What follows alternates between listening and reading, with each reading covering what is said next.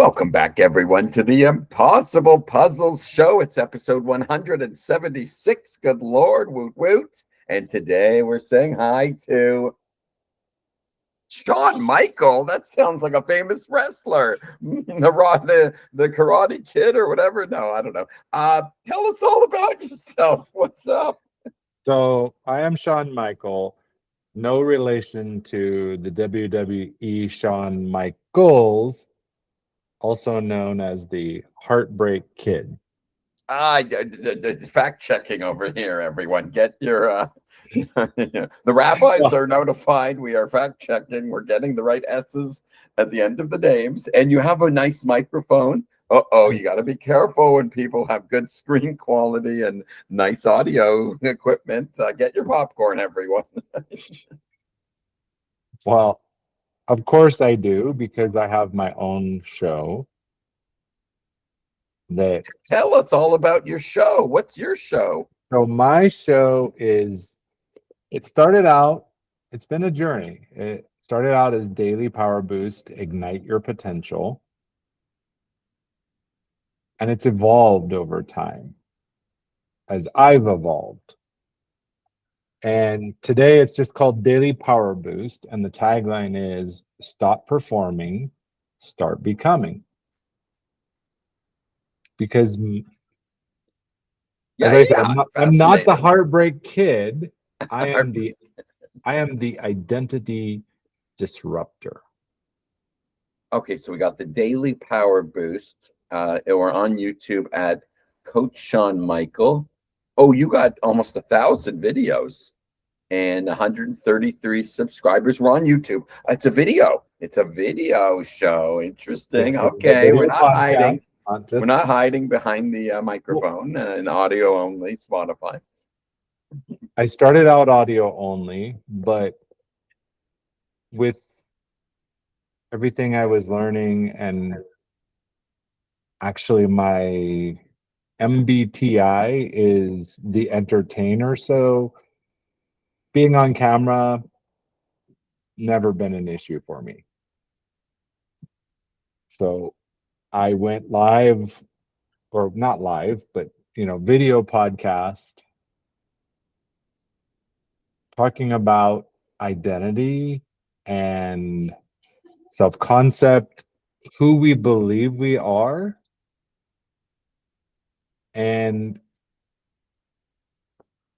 finding more joy, fulfillment, success in our life by building our identity, our self-concept on solid ground. I love it. I love it. Okay, there is so much to unpack there. So much to unpack there. Identity. It's funny we say identity. I reflect on like half the guests on the show, whatever. They're all Jewish. And if you look at other variables, maybe 2/3 are neurodiverse. 90% are like entrepreneurial. And who are your kind of guests on your format? So the guests that I bring on, and of course the show is, the reason there's so many videos is because I have shorter, more frequent episodes. Originally they were 7 days a week. Oh my! That was intense. That was a lot. I backed it off to Monday through Friday. They're short, 8-minute, single action step, and they build off of each other. I built that because as a entrepreneur working from home, the old days of turning on a podcast and listening for 30, 40 minutes on your way to work, I don't have it. It takes me 2 minutes to walk to my desk. So I thought there must be other people out there that want something helpful in a short, grab it quick while you're combing your hair in the morning or something. So I built it. I think I'm crossing 400 episodes total. That's more than double me. Congratulations. I haven't looked. We're gonna look right now. I'm looking on my computer right here. We got I see. Interesting. there is it's a mix. Your videos are not all interviews. No, There's a no, mix they're of not. There's my live streams, there's the interview videos, which I don't even really call them interviews. They're more free flow conversation with a story target. So interesting. you asked the type of guest that I bring on. It's not so much a certain type like Jewish, neurodiverse, entrepreneurs, CEOs. It is people who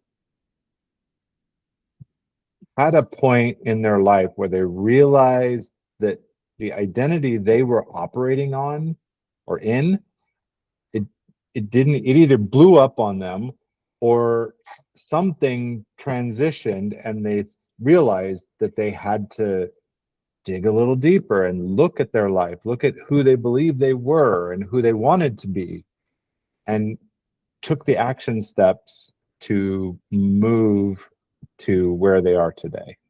Oh my God, I can so relate. I joke about how 15 times I've been fired, thrown out of a school, removed from a project, no longer contacted, ghosted. And then, yeah, over the years, forced to be like, okay, something must be wrong. My wife's always like, well, you seem to always get yourself into trouble. You can't always point the finger. And I'm like, oh, babe, she got me this time. It took 11 years of marriage and 5 children, but I'm like, yeah, who is Mike Merker? What exactly is identity? You would call yourself an identity coach, could we say? Yes. Identity is, I use that term because it's more relatable to people. If I say self-concept, unless you've studied psychology at some level, most people have never heard of that. And I start talking self-concept and they're like, what's he talking about? If I say identity, like who do you think you are? What do you believe about yourself and what you deserve, what you are capable of? It's when I talk about identity, it's not about, oh, look, I got my California driver's license and my USA passport or whatever. I mean, at our core, and I also mean the version of ourself that's below all the conditioning, all the beliefs, everything that was collected in our lifetime. That many times we just absorbed. We didn't choose it consciously. And so what I'm about is, that's why I say the identity disruptor is, a lot of people are flowing through life, following this identity, going to college, studying something because, it made mom and dad proud or whatever, and they're miserable. Or I've seen this with CEOs of multi-million-dollar companies that they have all this success. They've got the car, the everything, and they're dying inside. Like, and they get there and they go, what was it all for? Yes, yes, yes, yes. You're not the first person to echo this realization. The you can spend your whole life on autopilot, and you can be a people pleaser. I see this a lot. I'm like, you're a people pleaser. That's why it's not happening. And they're like, well, how do I not be a people pleaser? I go, well, you have to. Well, I'm telling you, you have to be unique. You have to be you. And they're like, but that would upset the Jewish religious people. You can't say certain things, or the accountants. You can't come in with new ideas, or podcasting. Are you staying in the lane, or are you saying crazy things? And I've learned, the more crazy I've been, the more out of the box I've been, waving, eccentric puzzles in the air, and wearing a clown costume and saying, "Oh, we're Mhm. going to take a Jewish religion and we're going to turn it into crazy shapes in some magical way." And and that's what I'm all about: crazy puzzle man, impossibles, and crazy puzzles. And then I've learned it's taken time for me to be like, once you cross the Rubicon, once I stepped out of the basement, and I'm like, I'm doing this all the way, all day and all the way. The critics show up. And who are the critics? The people who are themselves jealous a little bit, uncomfortable a little bit. And isn't everyone deep down have that book they need to write, that song they need to sing, the podcast they haven't started, the product in the back of their mind for 30 years? How come how come each person is not coming out of themselves and into the earth and raw like a baby in their birthday suit? One word, fear. Oh, the four-letter word that begins with an F, but it doesn't rhyme with a duck. It rhymes Yeah. with a deer. Yeah. Do tell. Napoleon Hill called it the seven ghosts of fear. Hmm. Let's And unpack this. Teach us, oh Rabbi of Identity, if we may call you as such. The ghosts of fear, the seven ghosts of fear. I got to Google this. Napoleon Hill. He was so busy thinking and growing rich, he had to make. I was wrong, not seven, six. So Okay. the first one, poverty, Yes. right? Because, what if I lose it all and I don't have food to eat and a home to live in and all of that? Fear of criticism, right? Nobody likes criticism because criticism is not productive. But the problem is a lot of times we reframe, we turned every feedback, even when it's meant to help us, we take it as criticism. I did that for years. We're afraid of ill health, Mm, getting sick, getting some terminal disease, some chronic problem, lost love, mm, right? We love someone so deeply, and you've got divorce and death and a million other things that, and not just people, right? Fear of losing your reputation, fear of losing your status, the perception of what you think people think you are. Number 5 is the fear of old age. As a rabbi, that's something we're all facing. We're all on that train. It's so true. It's so true. The six basic fears. And is it death? The last Yeah. one's death, right? Last one is death. It's amazing how, like, the fixating of thoughts on particular areas, I don't speak for others. I could, but I speak for myself. There's how many hours of terror existed, or fear, before I'm like, that's it. Here's the microphone. Here's the computer.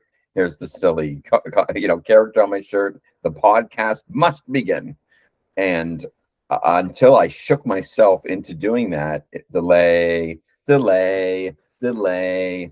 fear of criticism more than anything else, fear of rejection, 1,000 messages, only, for every 20 or messages that go. or fear of the silence, right? What if I publish this and I don't get any engagement, nobody comments, nobody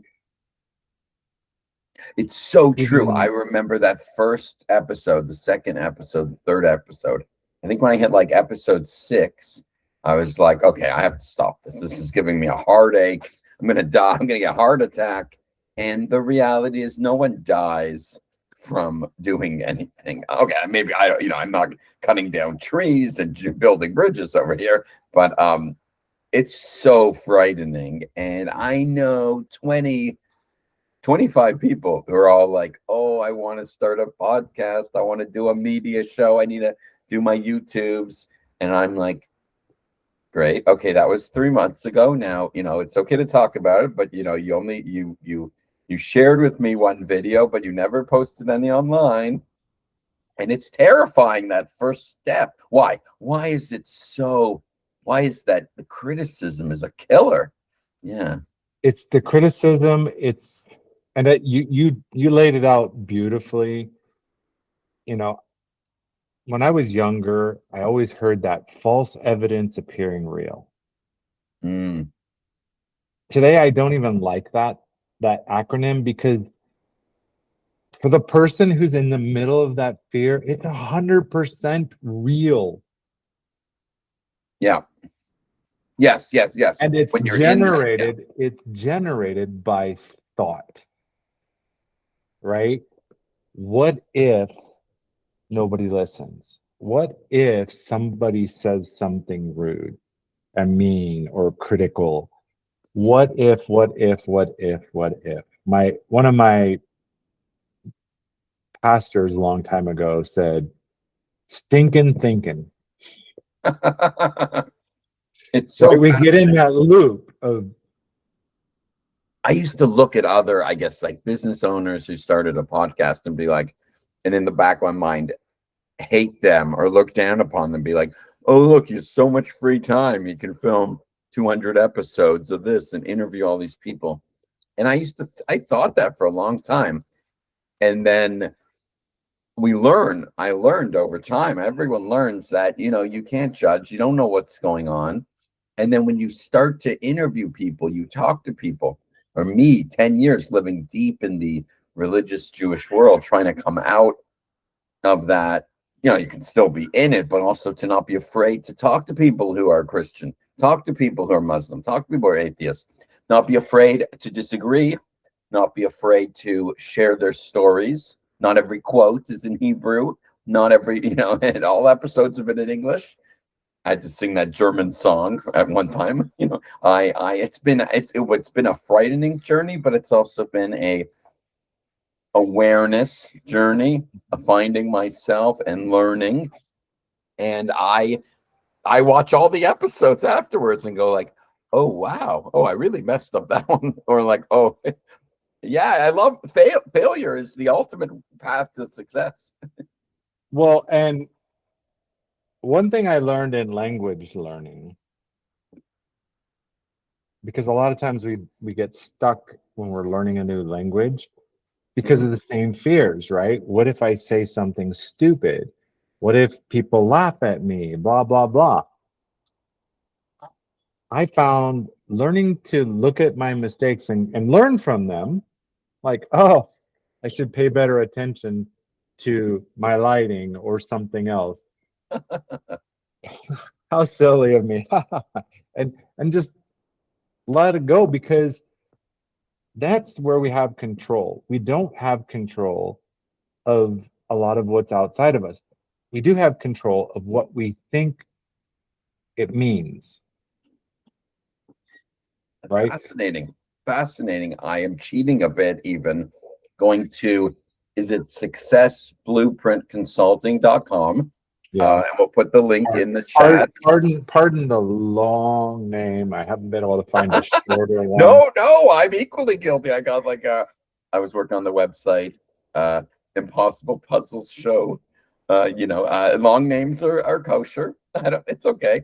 And you write very clearly on the I love your acronyms. The REAL, reframe identity, embody strengths, align with purpose, leverage support. Can I share my screen and we'll open your Of course, website and yeah. get deep into it? Okay, we are roll up your sleeves, everyone. Call the rabbi, call the priest. We are getting deep into it. We're getting into the website. I'm sharing my screen in real time, and we're heading over to successblueprintconsulting.com.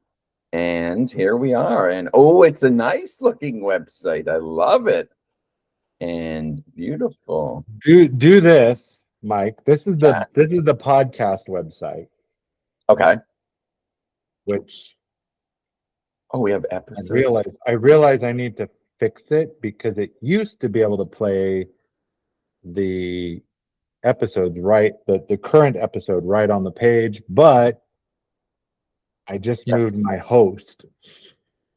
Oh, So I okay. have to update the website. Or the YouTube channel. We could start with the YouTube channel. What was the YouTube channel again? It At Coach was, Shawn Michael.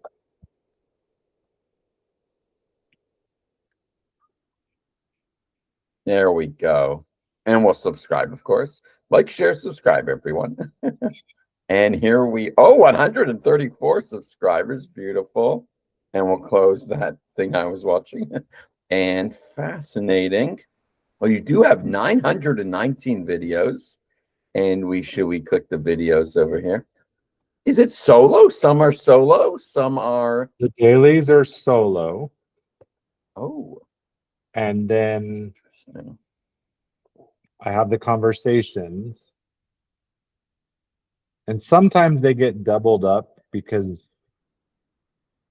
Well, well, this was an hour. Oh, your yeah, the episode. combos go 40 minutes to over an hour. Ezra and I had a really great conversation. He was the the the story. 16 years old, signed a record deal, living the life, Fascinating. right? That every 16-year-old boy wanted to live, like be a music star, get recognition, travel around the world, blah blah blah. And he told Yes. me he stood in front of a 6-foot wall of trophies and just asked himself, like, why? What Interesting. what was I doing? His he lost one marriage. His second marriage was dying.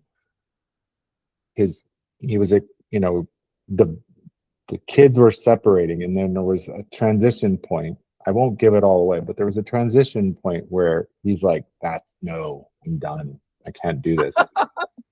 Oh my God, you've had some, your show, maybe just to maybe pause the sharing here. Nice to check out your channel. Your show is emphasizing the psychology, the raw, false identities, the falsities, the false Mike Merkers, the false, like false prophets or false leaders or false, Cambridge professors and false political views.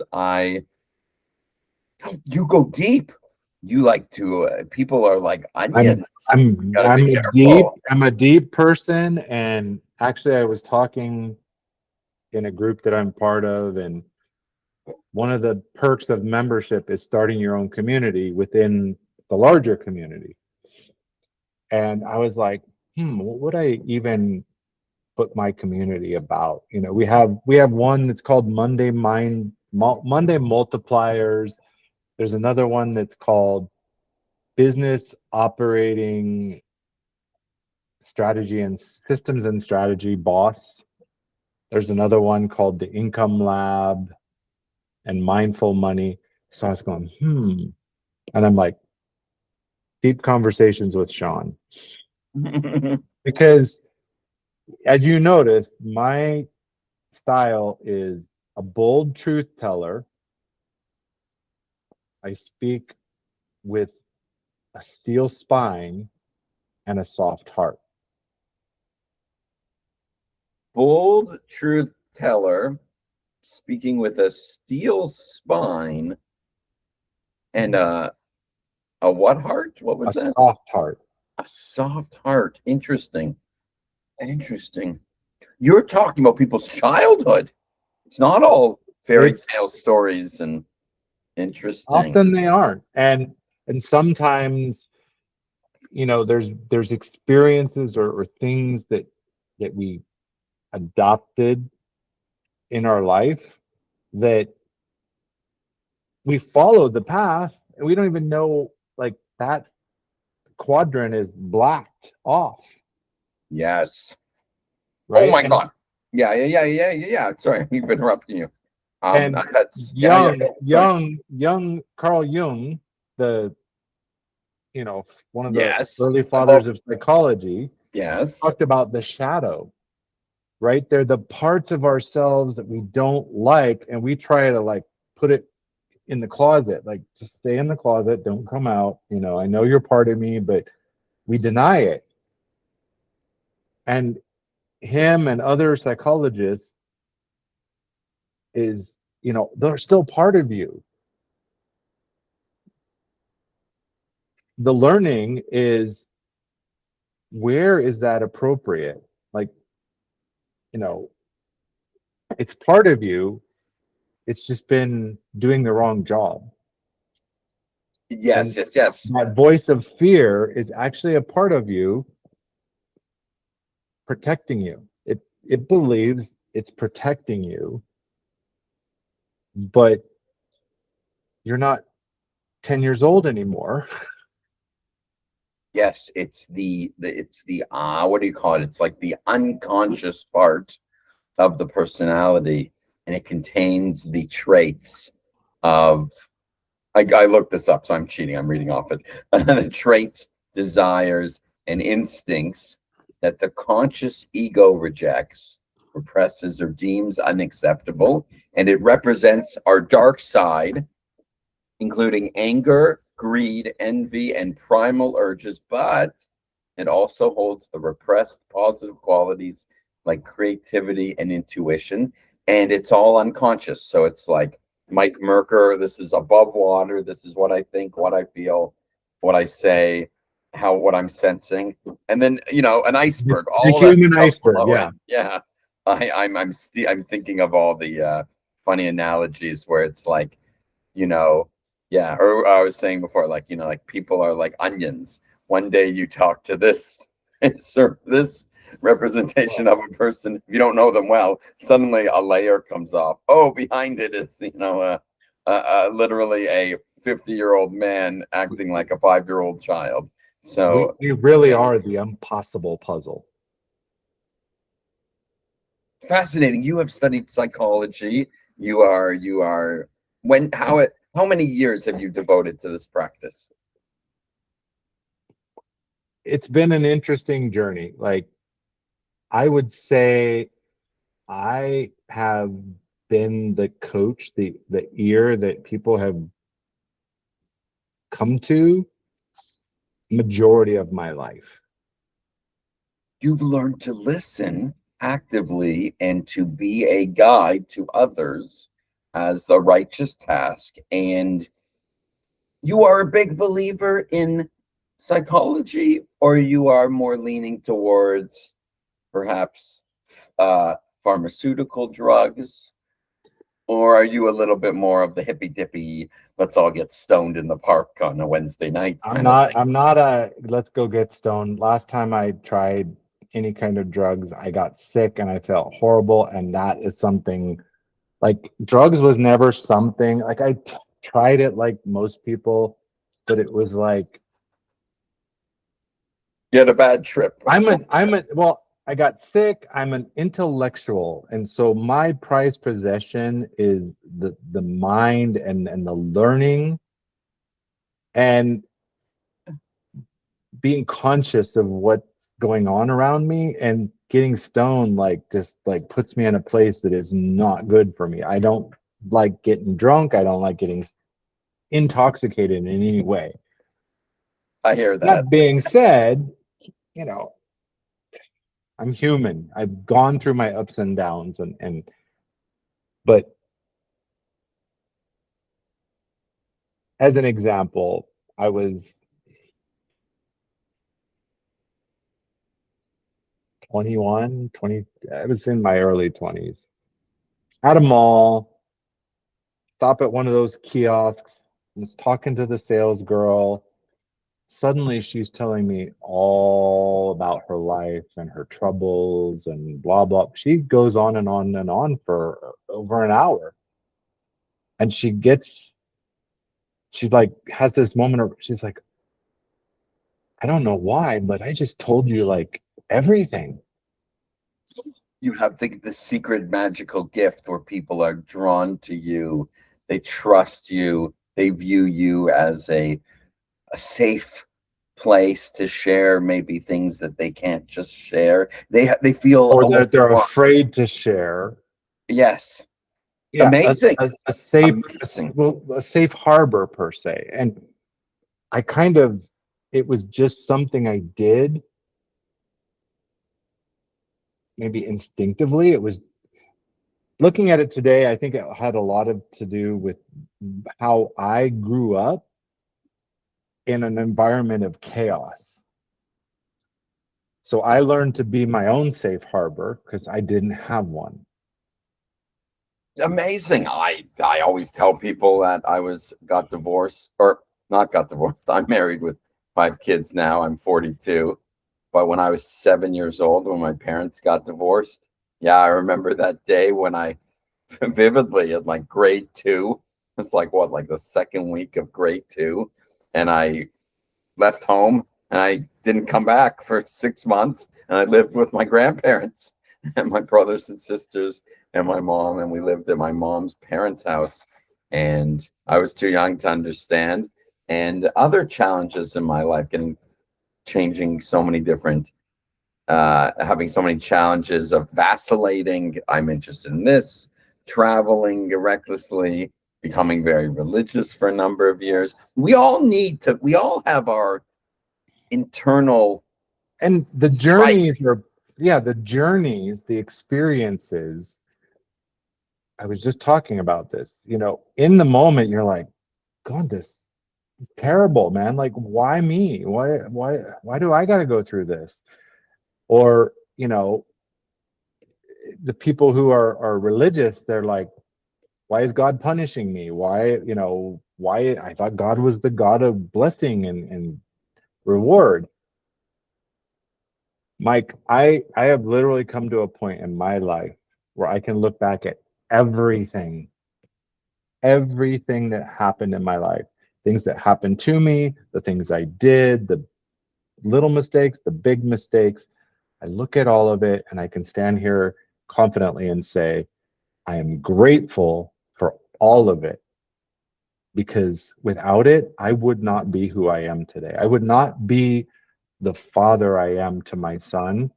I would not be the voice to people in people's lives that I am.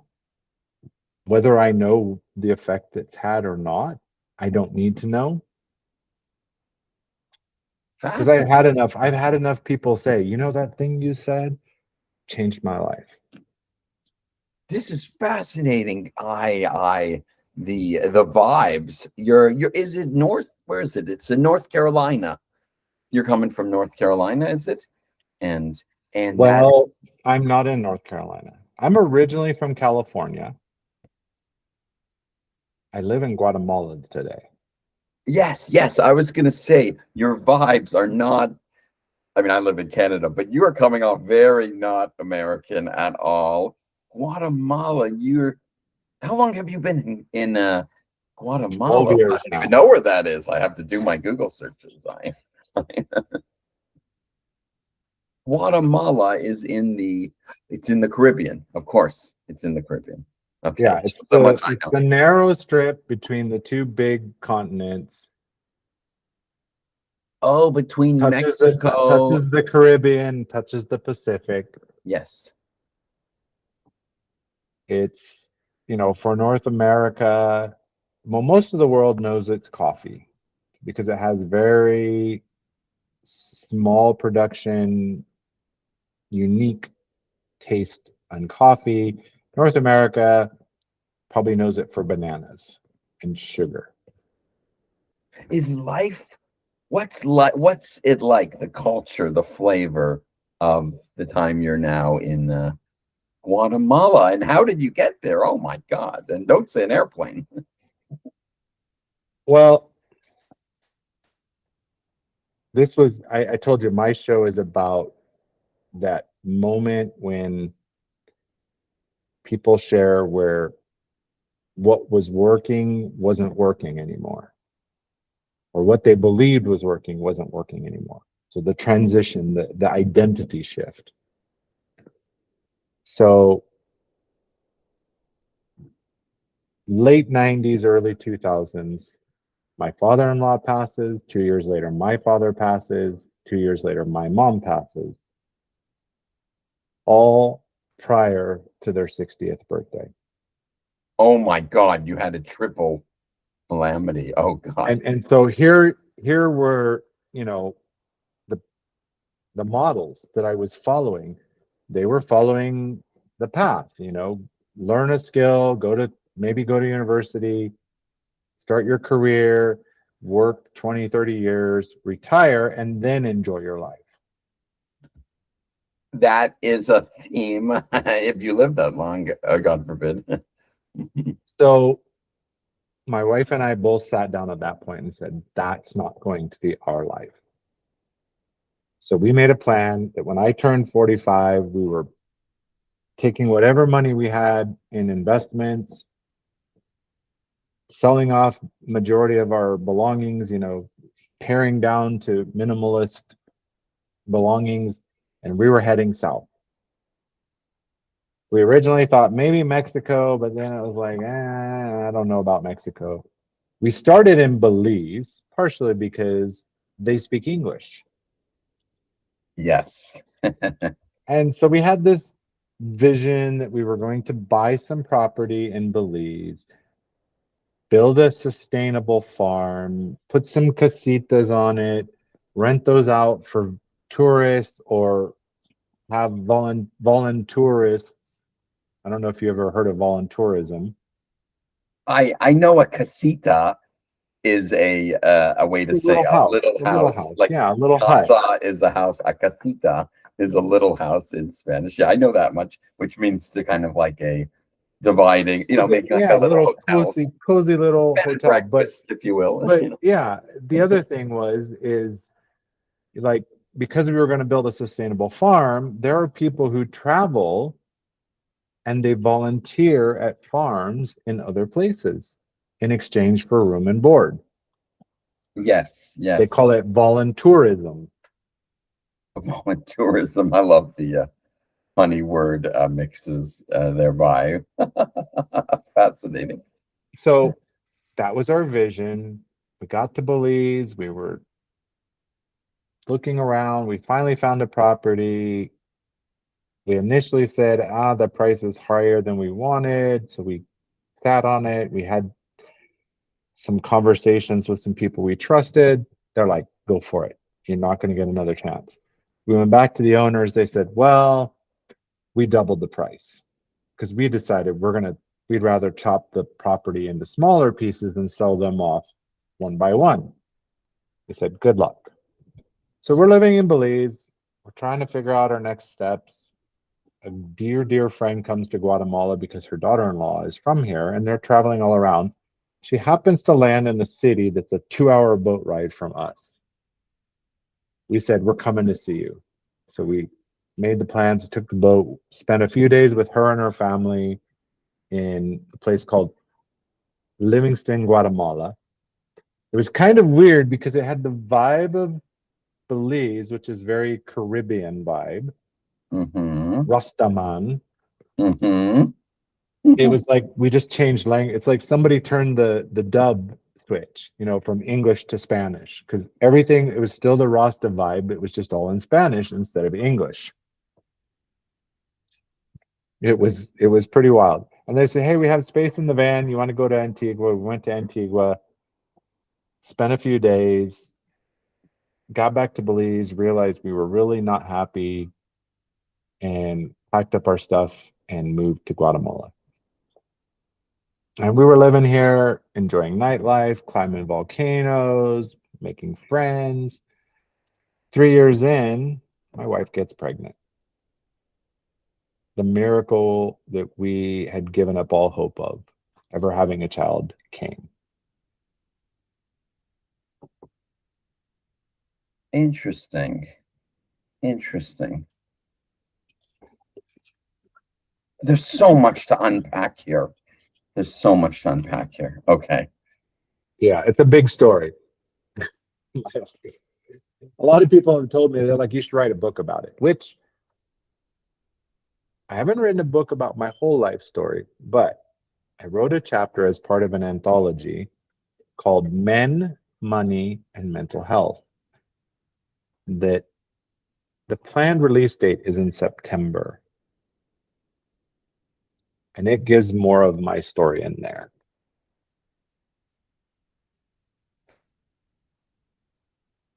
Fascinating.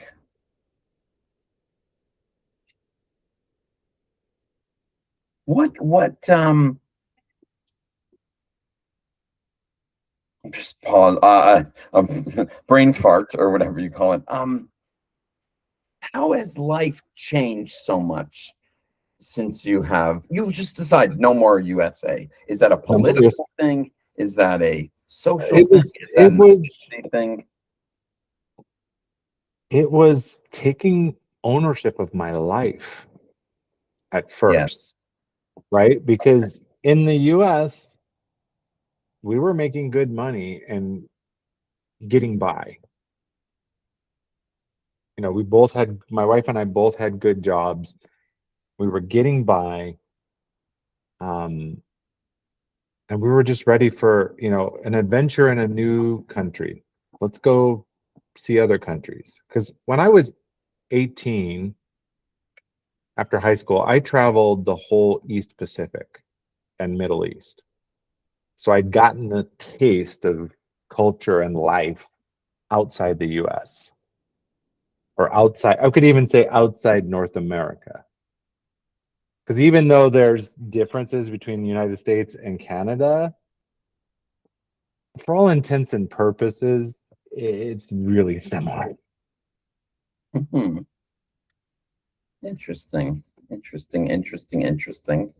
I What else is going on now So that you have? Yeah. about life here, it taught me to appreciate life. It's taught me to appreciate the people around me more because, for example, in Belize, the, the people who were renting us a house, and it was a very simple house, Mike. Like the toilet was a hole in the ground, the shower was a pipe coming out of a cement slab with palm leaves on top. That was it. That was, and the house was just four walls and a zinc roof. But we loved it. We had chickens and pigs, and this family, they were living so simply. And I had a realization because these kids in a Mayan village, I was sharing pictures from a Disneyland trip. And it hit me. It wasn't even in, they're like, oh, wow, they were so fascinated. It hit me that I spent more on 8 days in Disney World in Florida than these people live on in a whole year. And it just washed over me and said, wait, there's something more to life than a big bank account, working your butt off for what? To come home and watch sitcoms until you pass out and do it, get up and do it again. So living in Guatemala, I've slowed down. It's, you know, time with my family is more important than meeting schedules or working 20-hour days or whatever. And yeah, it's just reset me from the core. Fascinating. Fascinating. I Oh man, this has been this has been a lot going on, a lot of deep ideas here. I amazing. I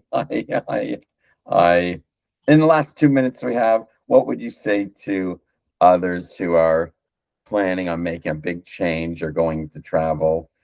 They don't have to be, it doesn't have to be indefinite, but what would you say to encourage them to maybe change a big area of their life? What would you say? Trust yourself.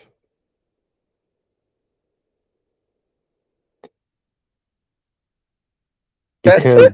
Because, Trust yourself. well, because I think that's something that's really missing. We talked about fear and why people don't launch a podcast, and I did it too, Mike. I went to a podcast boot camp for 5 days. Like, launch your podcast, make more connections, get some potential leads for your business. And the guy that did it, it was it was very value packed, and it was free.